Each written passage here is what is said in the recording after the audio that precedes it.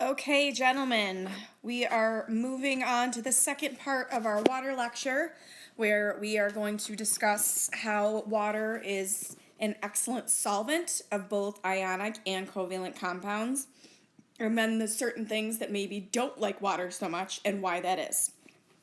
So going back, I know we're going back all the way before break. So if you need to go back and rewatch some of lecture 1 or refresh your mind using those notes, please do so before you continue on with this video. So the first thing we're going to discuss is how water will dissolve an ionic compound. So an ionic compound is something like just regular table salts, NaCl. Okay? So ionic means that is a transfer of electrons. Transfer of electrons from one to the other, from one atom to another. In the case of salt or NaCl, Na, sodium, loses an electron and gives it to chlorine, which causes sodium to end up with a positive charge because it gave up a negative, and chlorine to end up with a negative charge. Now this all goes back, water being able to dissolve these substances all goes back to how water is a polar compound. So remember, polar compound means part of the water, the oxygen, has a slightly negative charge, and part of the water, the hydrogens, have a slightly positive charge. And because of that, they form these weak bonds in between water molecules called hydrogen bonds. Again, that's from last lecture. So what happens is when you have something like salt, just regular table salt, NaCl, you put that in water, what ends up happening is because the water has these hydrogen bonds between each one, they are going to they're going to break apart the Na from the Cl, and they're going to surround both the sodium and the chlorine, forming what we call hydration spheres. Okay, so notice here's your sodium, it has a positive charge, and all the way around sodium you've got an oxygen, an oxygen, an oxygen, an oxygen. So you've got those negative charges there, and because those waters had the hydrogen bonds between them, the sodium can't get back to the chlorine. And then the same thing over here, you've got that chlorine with the negative charge, and then surrounding that you've got all these hydrogens, positives, surrounding the chlorine. So the water is essentially getting in the way of sodium and chlorine coming together, which causes which makes them dissolve. So if you only have sodium ions and chlorine atom ions, you don't actually get solid salts. It's just a whole bunch of ions floating around. Now, if you take the water out, say if you leave salt water out for several days, the water will evaporate and the sodium and the chlorine will be able to come back together. A covalent compound works slightly differently. So a covalent compound means that the electrons are no longer being transferred, they are shared. Covalent bonds are much stronger than ionic bonds. So an example of a covalent compound that water can dissolve would be something like sugar, okay? Glucose, okay? You've got a lot of, glucose is C6H12O6, so you've got these black ones in the middle that are carbons, you've got your red oxygens all surrounding it, and then you've got your hydrogens. Now notice what's all around the outside. So this is the actual sugar molecule, okay? Notice on the outside of the sugar molecule, all of these empty spaces, you have an oxygen with a hydrogen, and an oxygen with a hydrogen, and an oxygen with a hydrogen. Well, that is going to cause the sugar molecule, just that part, to be slightly polar. So we're not actually splitting up the individual sugar molecules at this point. The individual sugar molecule is going to stay together. But what happens is the water is going to split this sugar molecule from the others, and then the water itself, you have a water here, these little the things that look like Mickey Mouses are going to hydrogen bond, so these yellow things are hydrogen bonds, to the outside of the polar parts of the sugar compound, okay? So the polar parts, that's what we call the hydroxyl groups, OH, so the functional groups. And then the sugar comes, or the water comes in, it bonds to those spaces all the way around the sugar molecule. And once you have water hydrogen bonded to all of those places around the sugar can no longer bond itself to other sugar molecules, which is why it's going to dissolve in water.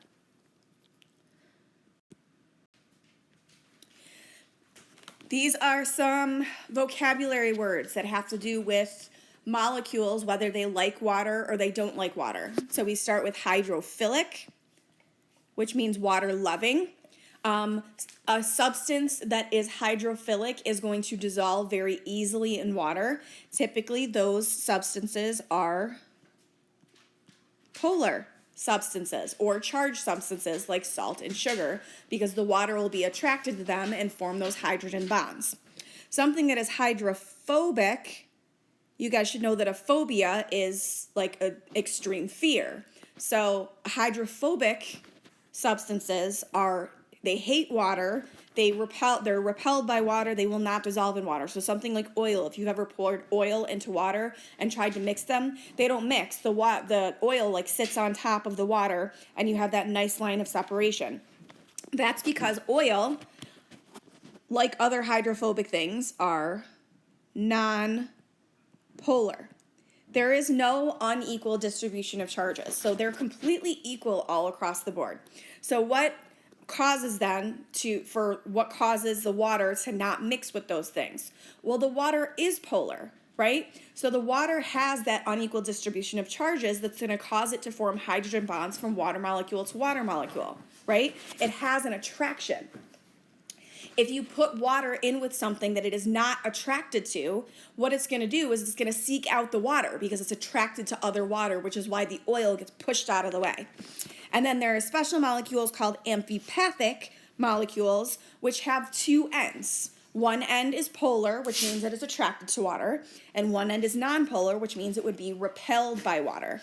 An example is what we call a phospholipid, which makes up the majority of the cell membrane. And we're going to talk about that in the next couple slides. So this is a structure of a phospholipid. Again, amphipathic because it's got this head up at the top that's polar. This is polar, means it is water loving, loves water, okay? And then these parts down here, these are fatty acid chains. What that means is that they are lipids, and lipids are water repelling or water hating. So this one molecule altogether has one part of it that is very, very hydrophilic. It loves water. And then you have one part down here that is very, very hydrophobic and it will repel water. Now these two things, this molecule is going to be put together in a very specific way to make cell membranes very efficient.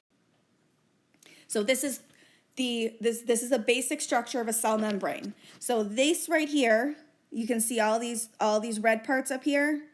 Those are hydrophilic heads of the phospholipid. Same thing down at the bottom here. You've got hydrophilic heads. Now notice that there are two layers. We call this a it's right here. We call this a phospholipid bilayer because there are two layers of phospholipids. That's what bilayer means. And the tails, the hydrophobic tails, are facing each other. So all of this right here, this whole section, is going to hate water. Now that is very important because outside, so this is extracellular fluid, okay? So this would be outside the cell. This would be inside the cell.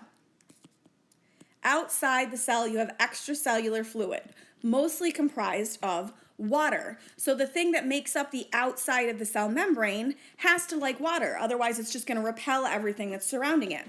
But you also don't want that water going through into the cell unchecked. It needs to be controlled how much is going in and out. That is the function of this nonpolar tail part. Okay, same thing on the inside of the cell. Inside the cell, cytoplasm is majority water. So you'd want the thing on the outside, the thing facing the cytoplasm to like water, otherwise it's going to repel everything. But again, you don't want the cell to lose too much water in the middle. So all of this right here, these tails, are going to stop too much water from being passed back and forth. And like I said, the last thing, nonpolar compounds, fats and oils, they do not dissolve in water because there are no polar parts, which means water is not attracted to them. So think about here with the last, with this last factoid here, a car. People go to the car wash, and then sometimes after they get their car washed, they will wax their car. They'll put wax on it. Wax is nonpolar. And they do that because that is going to stop the water from sticking to the car. What happens when you have like the Rain-X on the windshield, or you have a car that's waxed? The water just beads up and rolls off. That's because there's a thin layer of wax between the water and the car, and it keeps the car from getting water spots. And that is the end of our water lecture. Go ahead and make sure that you complete the quiz that goes along with it as per usual, and then complete your other assignment that is posted in the day 3 folder.